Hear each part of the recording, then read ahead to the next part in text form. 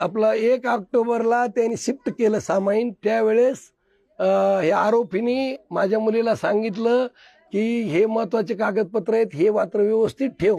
पण ते काही म्हणजे मला मी हे करीन थोड्या थोड्या कारणावरून म्हणून ती महत्त्वाचे म्हणल्यावर मला पत्नी म्हणून माहीत पाहिजे, म्हणून तिने ते तपासले तर तिच्या हातात हे रिपोर्ट लागला कोणचा, त्या मुलीबरोबर एका अंबेजोगाईच्या 2021ला सोनोग्राफी करून अबॉर्शन केले आणि त्याच्यावर आनंद गर्जे पती, आनंद भगवान गर्जे पती असं नाव आहे। तुम्ही ते मी पोलिसला दिलाय ते रिपोर्ट, हे जपून ठेवा। मग मी गौरीला मुलीला म्हणलं बाई हे एवढं जर होत असेल तर तुला टॉर्चर करणारच आहेत, तू तिथं राहू नको, ये आपण मिटिंग टाकू, एवढ्याला बोलू।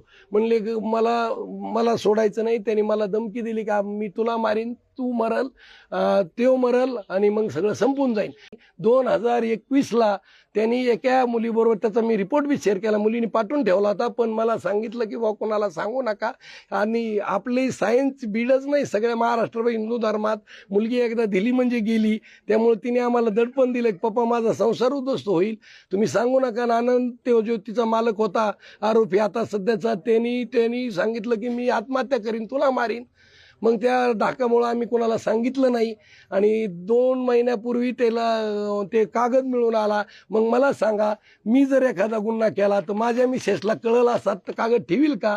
म्हणजे याचा उद्देश तिला टॉर्चर बी करणं होता, पण ती एवढी स्ट्रॉंग होती, तेवढं वाचून तेवढं करून सुद्धा ती तिथंच राहिली म्हणली।